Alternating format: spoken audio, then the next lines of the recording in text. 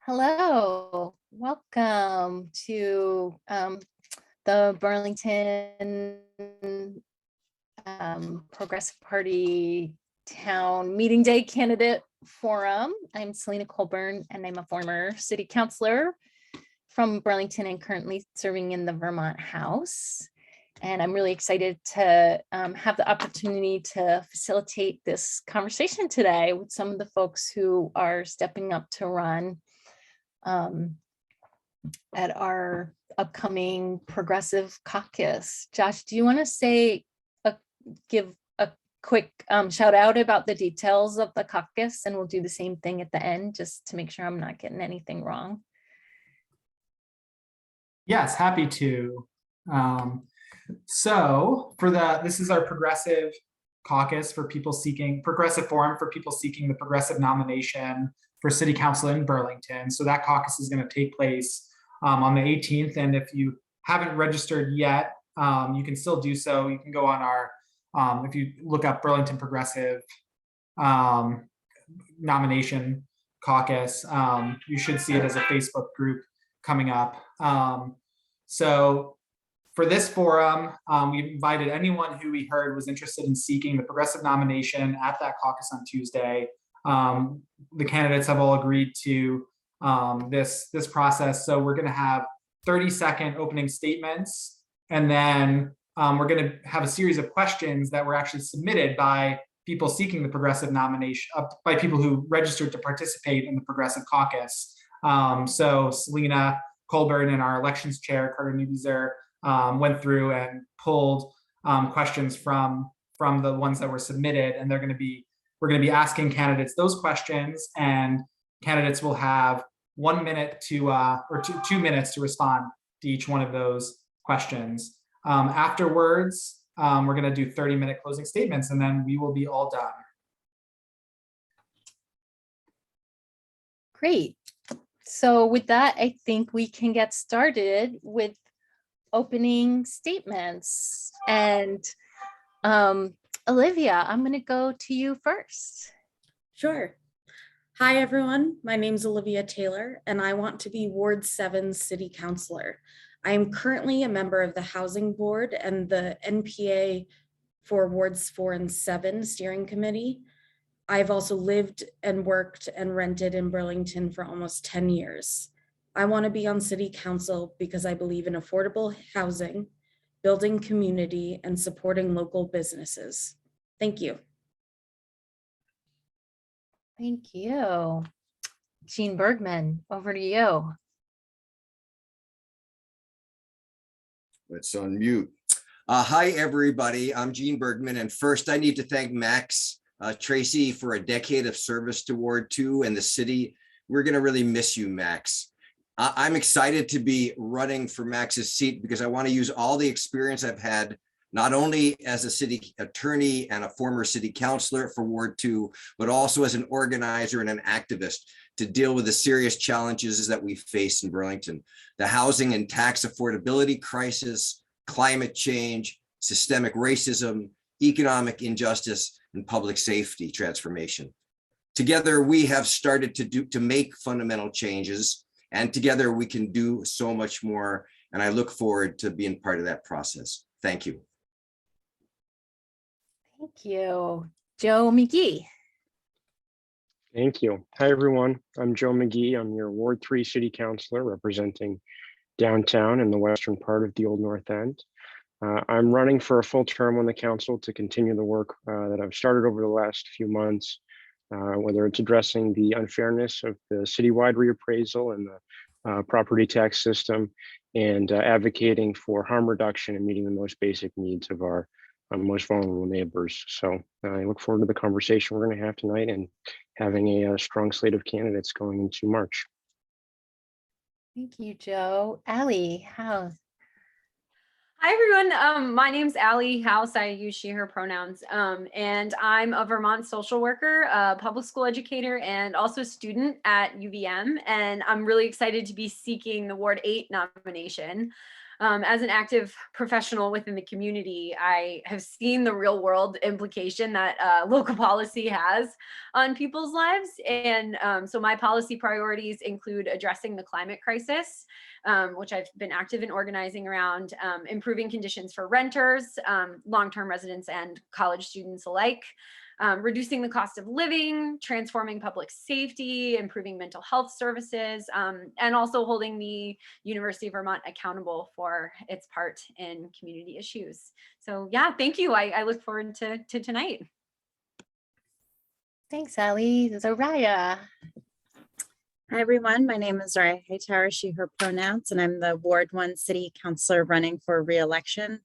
Really excited to continue some of the work I've been doing on renters' rights, addressing the housing crisis, and transforming public safety, and really excited about this new suite of candidates that the Progressives have, and potentially continuing our work together on those issues. Great, thank you.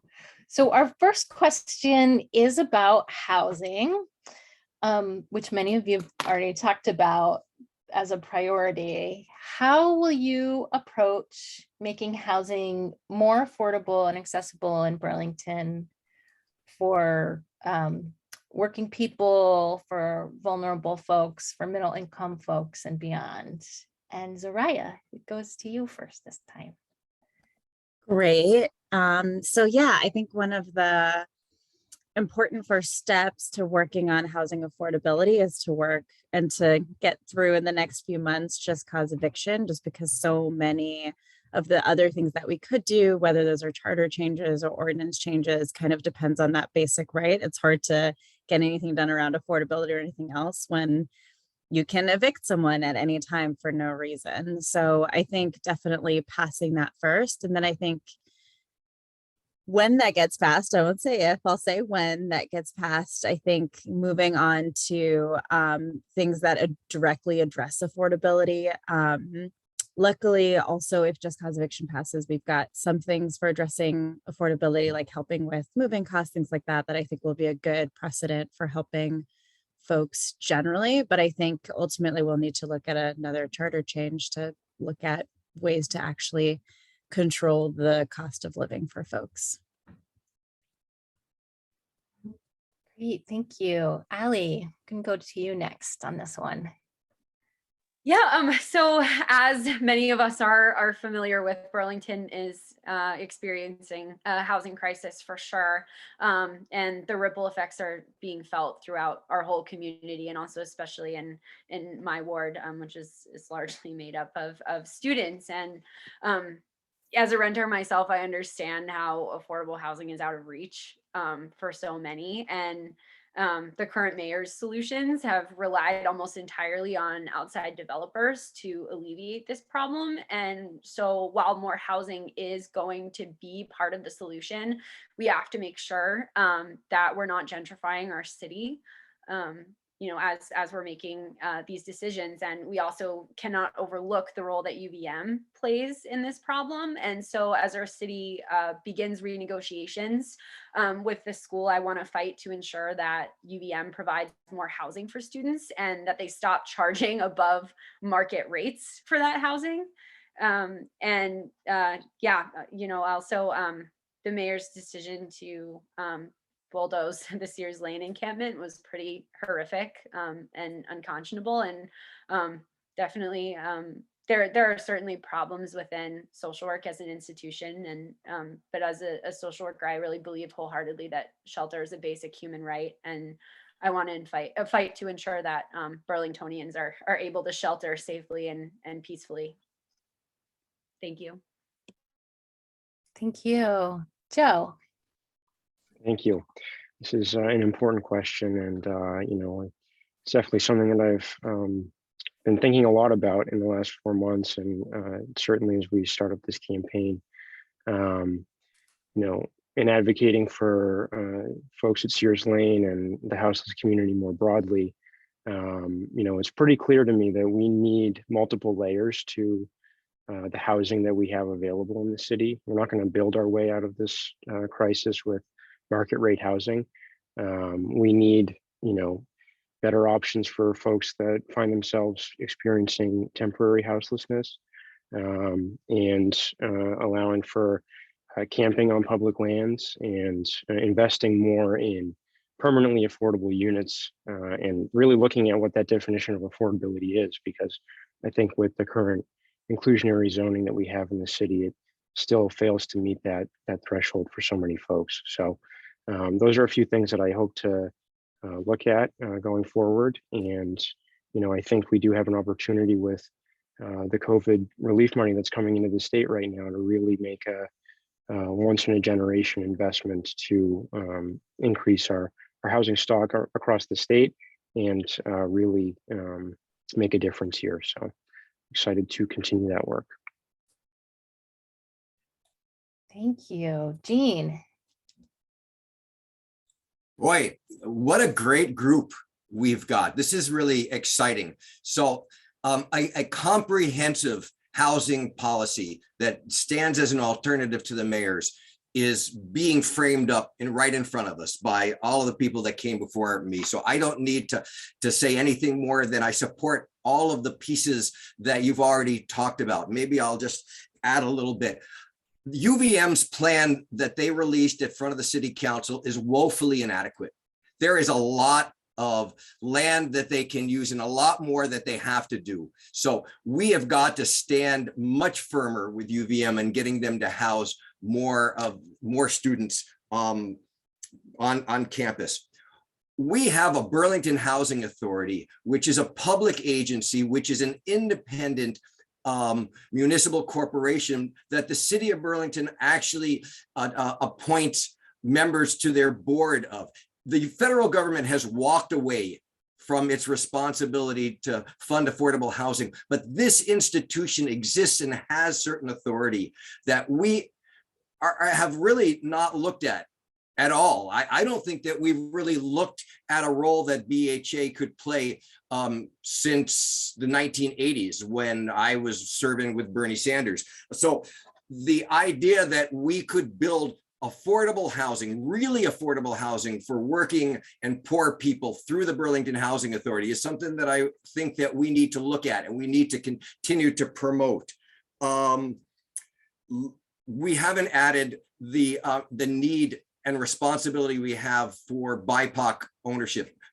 Black and brown people in this state, in this city, have minuscule home ownership rates. It stems from systemic racism. So part of affordability has to be our commitment to increase to an equitable level the opportunity that Black and brown folk have to be able to own a home and be able to build that generational wealth. And let me just end by saying that, part of what we need to do is also improve the pathetic condition of housing in Burlington that renters like Ali are living in. And part of what we do with that relates to how we address climate change. So there is an ordinance that's working its way through in terms of weatherization and Jean, you're at and I'm over. time. There we go. Right. I could go on obviously for way too long.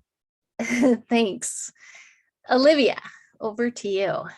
Hi, well, like everyone has said, housing in Burlington is too expensive. I also agree UVM does not provide adequate housing for students. I'm gonna shift to a low-hanging fruit since everyone's talking about big picture. I would really like to make the rental process easier for tenants and landlords by streamlining the rental application process in Burlington. I would love to see something similar to a common app where you put in information and people can collect the information. My landlord actually is a first-generation American, and I helped him write my lease. So I think there's a lot of things that prevent people from becoming landlords and tenants, and whatever we can do to make that easier for everyone, including streamlining this process, is an easy accomplishment I think we could make. Thank you. Thank you. Okay, I think I got to everyone there. So moving on to our next question. What policies will you advance to ensure that Burlington gets off fossil fuels by 2030? And particularly, what policies do you have in mind for the transportation and thermal or heating sector, where we know the bulk of the emissions are coming from locally? And this time I'm going to go to you first, Jean. Will get me to be quick on this by that approach. One of the things we can do is change the climate action plan to include airport aviation emissions. Aviation is a huge fossil fuel burning industry. And right now, Burlington does not include their aviation, the emissions of the aviation section in that.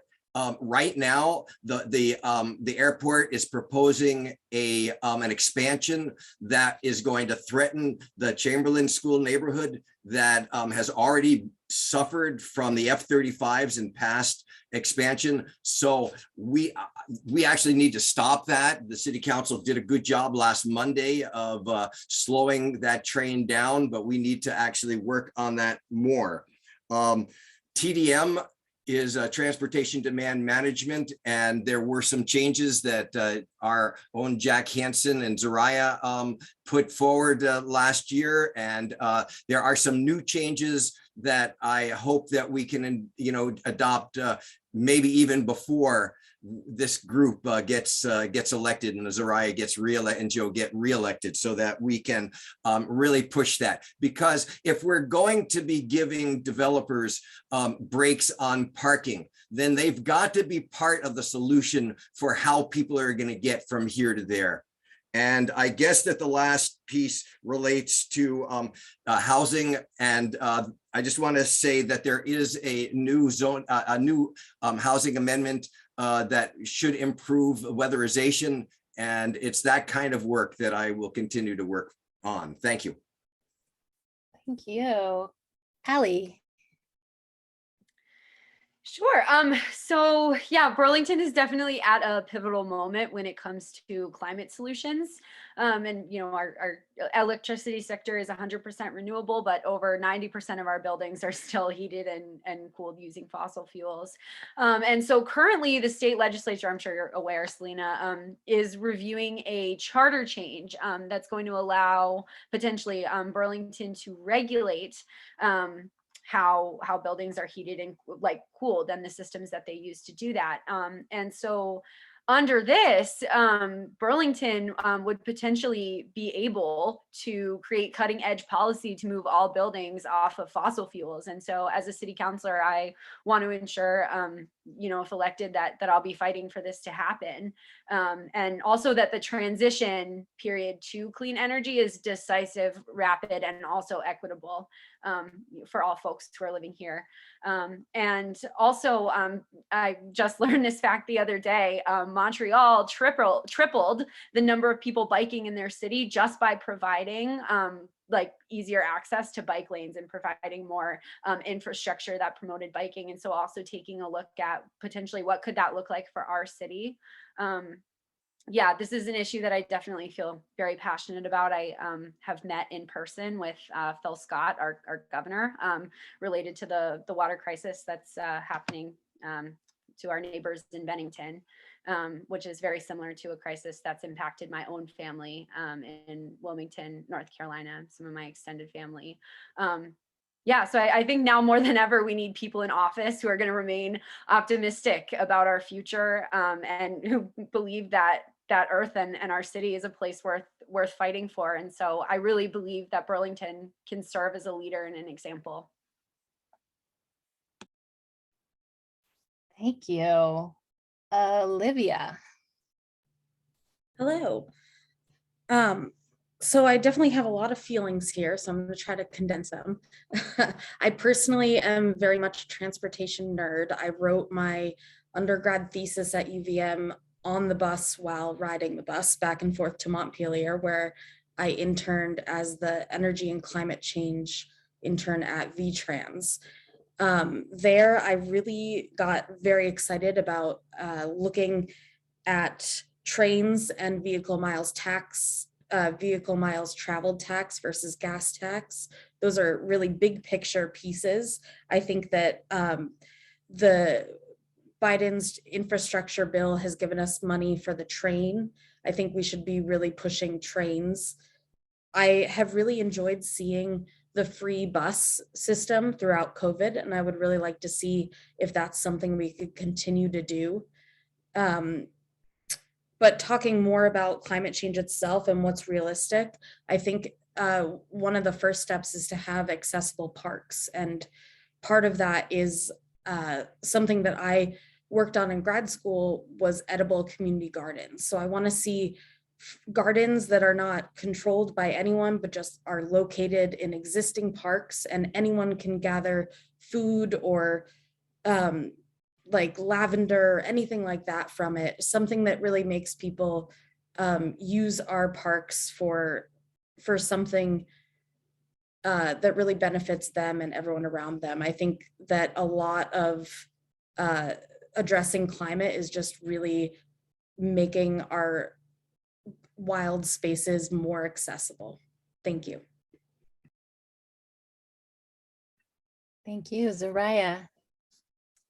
Yeah, and to also touch on, those are all amazing answers. So I think I'll just try to fill some of the gaps. I think Biden's infrastructure plan, at least the last version of it that I looked at, I think was very much targeted towards carrots and helping some of the wealthier populations reduce their footprint. And I think then being intentional as a city and making sure that we've got an inclusive package. And so I think things like making sure that we continue the free bus system, like have additional, and build that out as we need, or any other public transit systems. And then I think the second piece to what Jean was talking about is really looking at our housing stock and how that ties in with transportation, and how we do disincentivize, especially for any new things, just like we couldn't even really build today what we built 50 years ago based on our zoning, making sure that our zoning is building towards what we want to have in 50 years. So having some of that, like Olivia was talking about, some of that local piece,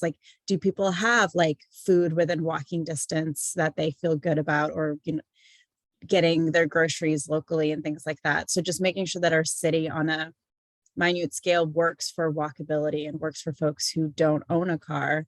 And without making it more complicated, more time consuming than if you did own a car. So I think making sure that our incentives are aligned and making sure that that feels equitable, which I think actually making things for walking and biking does help some of the lower socioeconomic folks in our city as well, some of the working class families. Thank you, Joe. Thank you. I think for me, this question is really, we have to acknowledge the urgency that we need to have to address the climate crisis, while also making sure that the transition is a just one. And, I think for me, this is a question of collective solutions, mass transit, and not sort of taking steps that are easy to take just because they're maybe less expensive, or don't really get us where we need to be in terms of meeting our climate goals, or forcing individuals to make lifestyle choices, but really sort of making it easier for folks to get around without needing an individual automobile. And I think, we're making some progress there, but I think we need more regional and state investment in transportation. I do agree that we need to make our public transit, continue to keep it free, but also to make it more convenient, so that the bus routes are running so consistently that it makes more sense to ride the bus than it does to drive or to walk. I think we need to make sure that as we're putting bike lanes in around the city, that they're able to be used 12 months out of the year, and really making sure that we are taking those steps to upgrade our electrical grid and all of our infrastructure around the city so that it is brought into the 21st century, because we have so much aging infrastructure that is terribly inefficient. So those are some of the areas that I hope to focus on going forward here. Great, thank you. Our next question is, how do you plan to work toward racial equity in Burlington, and what do you see as some next steps in that work? And Joe. Great. This is a question that I've thought a lot about since my campaign over the summer and before then. What are the areas in Burlington where we can make some pretty immediate changes to deliver racial equity? I think Director Green and the REIB office have done a pretty great job of making lots of changes to the way the city operates.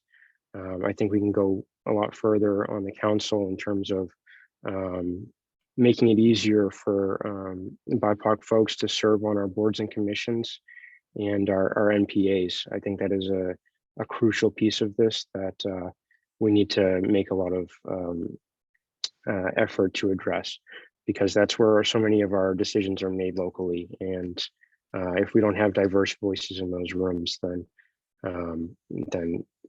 our city isn't really working for everyone who lives here. So that is one particular area where I had said I wanted to focus on in my last campaign, and that is something that I really intend to make a priority going forward. Thank you. Soraya. Yeah, I think that a huge part of this is kind of continuing to push some of the changes that especially Taisha Green has been championing. So I think, to the and it is usually things that seem pretty basic, like making sure that we do have pay our boards and commissions so that they can volunteer. Things like we have very, very few, for example, Black employees in the city, and now the vast majority of them are employed by the REIB. So I think changing some of our HR practices to make sure that we are recruiting in more diverse ways, in ways that supports a more diverse city staff, I think is some of the basic thing. And then I think honestly supporting some of the, I think especially, some of the BIPOC staff, and especially Taisha Green and Karen Durfee, who are trying to implement these changes, and just continuing to give them the resources that they need, and continuing to give them the other support that they need in order to make the changes that they're planning on doing anyway. I think there's a lot of great work being imagined by those two folks in particular, but also more broadly across the city, and making sure that even once this moment in time feels a little less urgent, that we continue to make those things a priority. Thank you. Olivia. Hi, again. So I think I agree with a lot of what has been said. I specifically, the NPAs are a huge thing. As someone who is on the steering committee, it's really hard to get people to come, to join. I personally am the only woman in my NPA steering committee. I think there's a real lack of diversity in those areas, but part of that is because it's a time commitment. That is something that is not accessible to everyone. I personally, throughout the whole pandemic that we're still experiencing, have been in awe of the mutual aid that has come up around the city. And I would really want to see a way to support more community-based projects and programs and things that are working because the people who need them are creating them. So I would really like to see more mutual aid support throughout the city. I guess the last thing is really more support for BIPOC-owned businesses. I think that we need to really support our locally owned businesses and give them the support that they need to really do well and excel in our city. Thank you.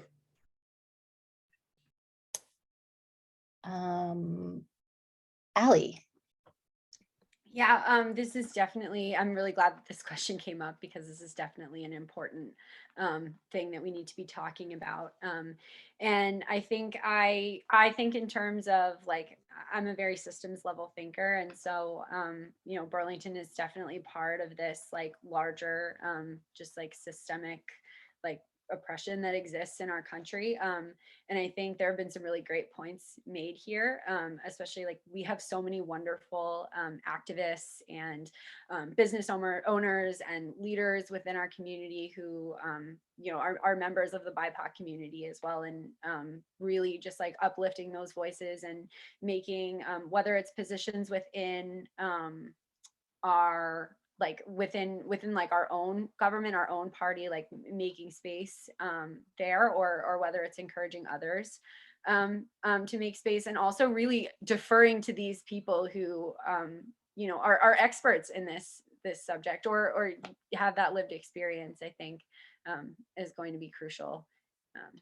Yeah, and I really yeah, I really like Olivia's idea. Like I want to echo that of supporting like BIPOC owned businesses, and also like Soraya and Joe have mentioned, like so many people. I'm still learning about a lot of the people in our community who are really active in like pushing for policy change.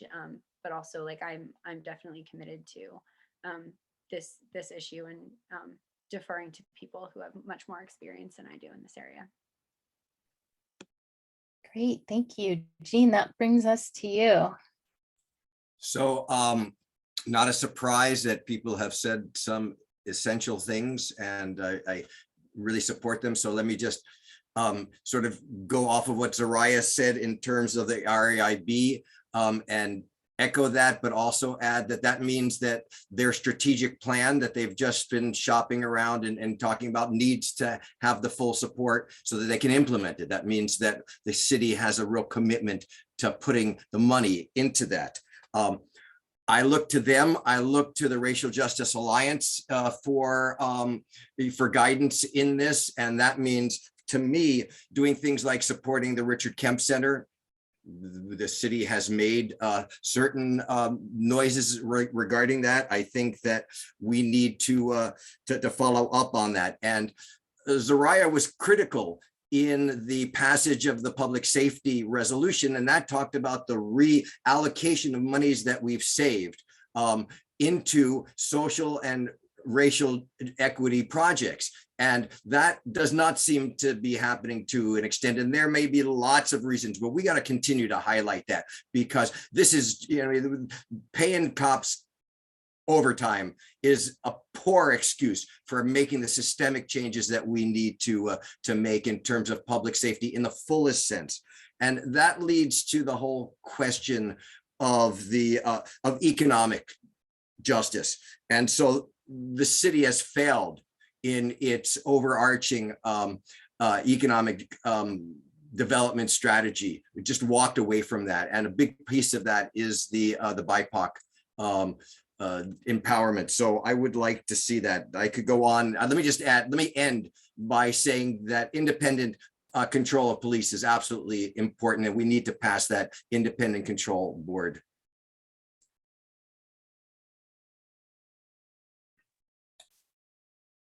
Thank you. All right. So one last question, and is, what do you see as the city's continuing role in responding to the COVID-19 pandemic and helping people who've been through the last 2 years? And what do you think an equitable response looks like? And we will start with Allie this time. Yeah, so as I mentioned, I have been an educator in public schools. I worked full time just over in Colchester School District for a while, and really where my mind goes when I think about the ongoing COVID crisis is our schools and our educators and our students and our families. And you know, recently there's there's going to be a halt to contact tracing that's coming. And I know myself and a lot of my colleagues are feeling incredibly concerned about this. And also I've seen just, students who are having trouble obtaining testing. And really, so like thinking about how can we continue to make these mitigative like measures available to people in our community, and also taking into account from like our constituents, and also from professionals who work in healthcare or education. Like what are the barriers? Like what are you all feeling in this this crisis? Like what's needed? I think yeah, just deferring to people who are really interacting with this on a daily basis is certainly my strategy. I would love to hear more from folks. Thank you, Olivia. Sure. I think Burlington as a city really has an obligation to address the misinformation that comes around COVID, masks, and vaccines. I think we are not a stranger to this. I think Burlington likes to believe that we aren't that way, but as we've seen in the more recent school board meeting, there are a lot of people pushing misinformation. I don't have a magic answer to how to solve that, and I really wish I did, but I think that going forward, we've learned that this pandemic is unfortunately a part of our life, and whatever the city can do to combat misinformation and keep everyone informed would be really great. Thank you, Zariah.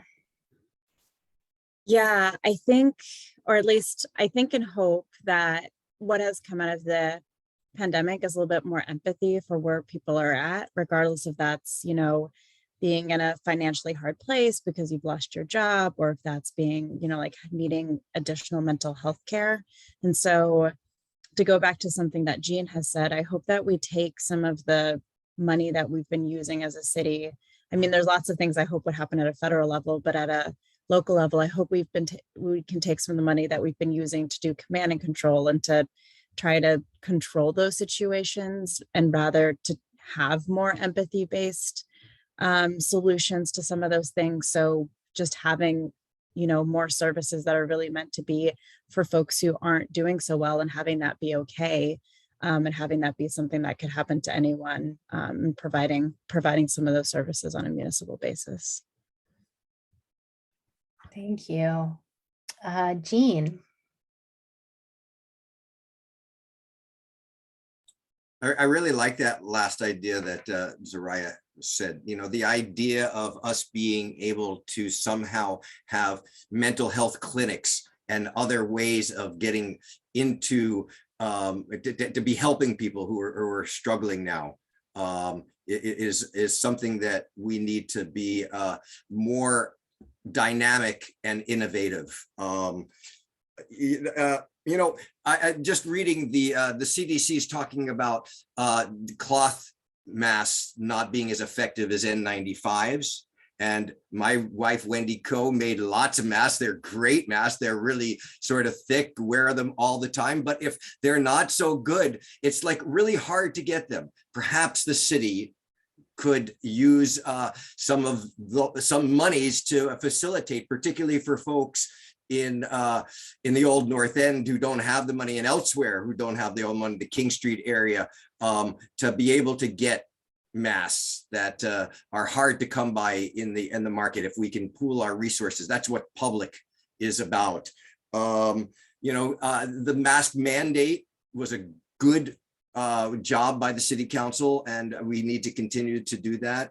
I mean, I think the city has actually done a pretty good job of being active in this, and I want to continue that. So if we need to facilitate more testing sites, that would be helpful. Those are the ideas that I've got. Thanks.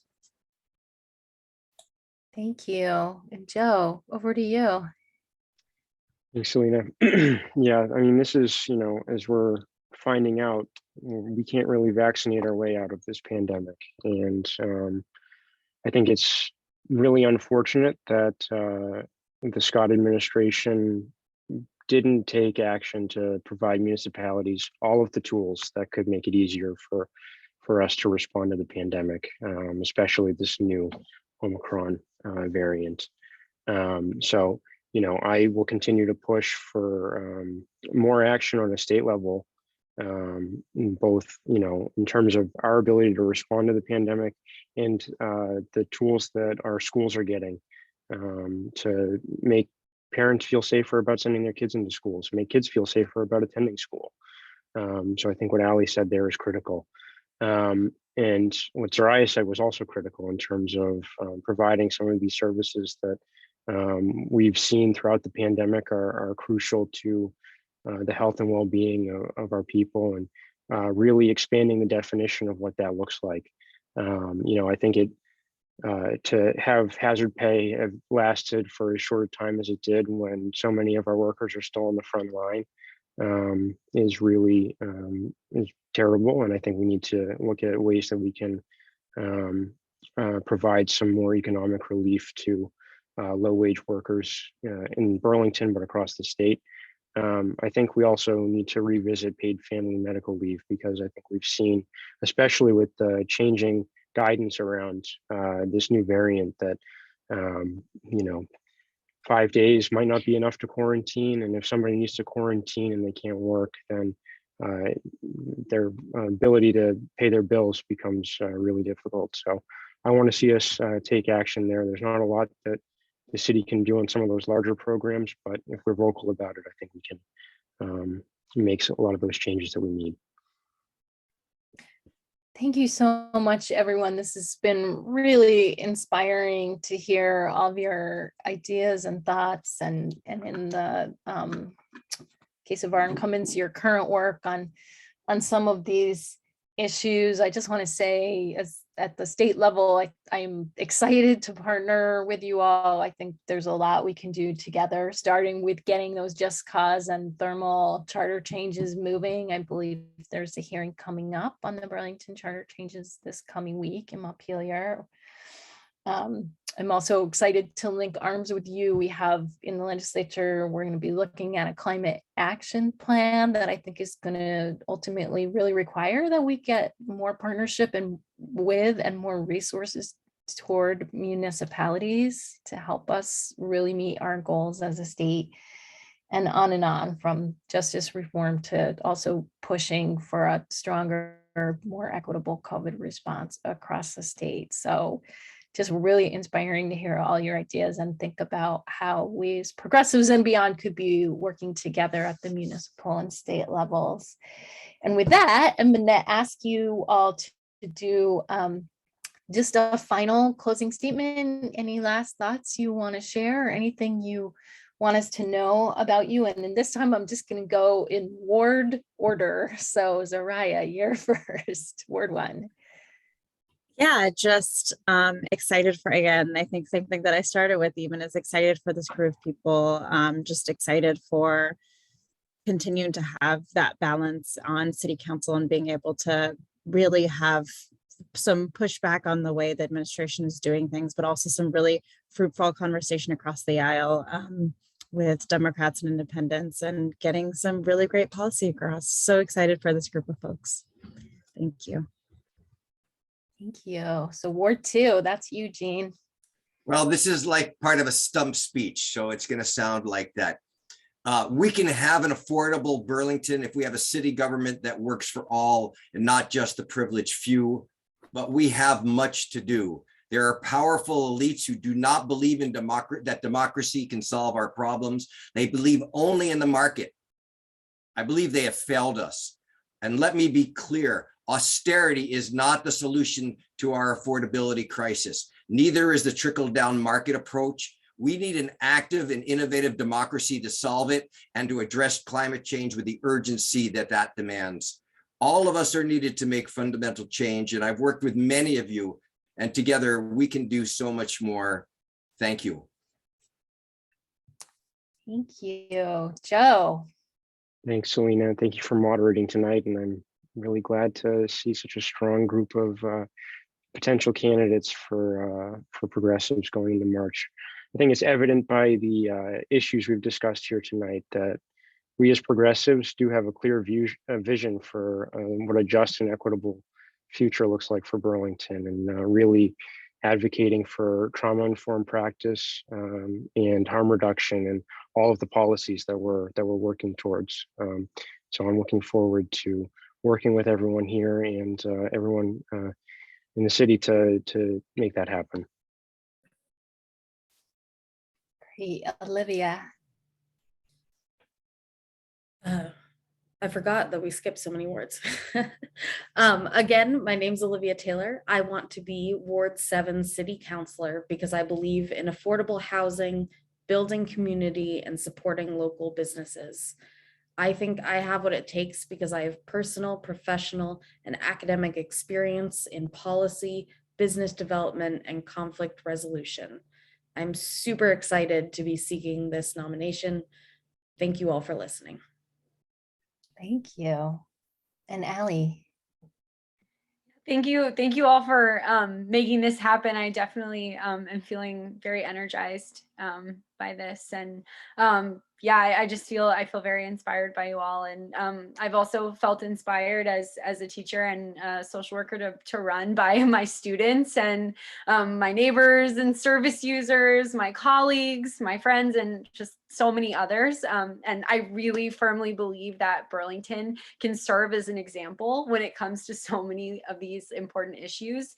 And we need leaders now more than ever who are going to stand for what matters. And, you know, as Helen Keller said, alone we can do so little, but together we can do so much. And so I'm definitely feeling super energized. And yeah, so again, my name's Allie House, and I'm looking forward to running for Ward 8. Great. I'm feeling really energized too. This is great. This is just such a great group of people, and so many great ideas and such commitment around these really important issues. So I just want to close by thanking you all so much for stepping up, for the work you're doing, and wish you the best of luck as you move into the Progressive Caucus this Tuesday and beyond. Thank you. Josh, do you want to give any closing final reminders about just how to participate in the caucus for folks before we sign off? Sure, yeah. So just a reminder again, the caucus, for online registration for the caucus, that closes Monday at midnight, so tomorrow at midnight, and then the caucus is going to take place at 6 p.m. So on Tuesday the 18th. So if you do want to register to participate in the virtual caucus, you have to sign up online. The link is right now floating around on our Facebook page. If you're watching the live stream on our Facebook page, it's also posted in the comments. So you can just register there. If you, for some reason, if you or anyone you know have trouble participating virtually, don't have internet access, maybe there's an English language barrier, something like that, we will also have an in-person option, 2 in-person options, in fact. The first one is going to take place from 5:30 p.m. to 7:30 p.m. On Wednesday at our office in the soda plant parking lot. The second option is going to take place from 8:30 a.m. To 10:30 a.m. also at our office in the soda plant on Pine Street in Burlington. So feel free to stop by, and then if you do register virtually, we'll send an email out to you on Tuesday morning or Monday morning, the 18th, Tuesday the 18th. Sorry. You'll get an email with the Zoom link, and you'll be invited to participate in that. So thanks so much for everyone participating and joining. This has been an awesome time. I'm really excited, and I hope folks are going to get really involved in this campaign, because it's really, really important. The direction of our city, is really at stake here. So I'm excited by the strong slate of candidates that are interested in the nomination, and I look forward to working with all of you to kind of bring it home in March.